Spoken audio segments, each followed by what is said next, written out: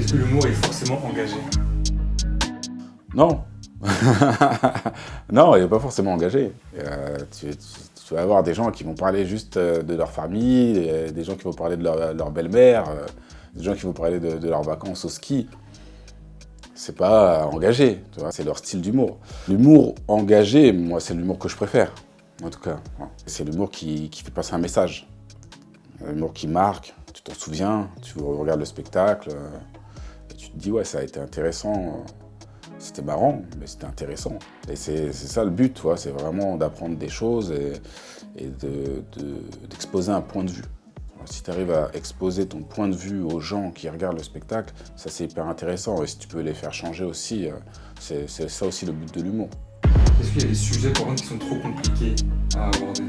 Il y a toujours des sujets qui sont compliqués à aborder. Mais ça dépend pour qui, en fait, tu vois. Ça dépend pour qui.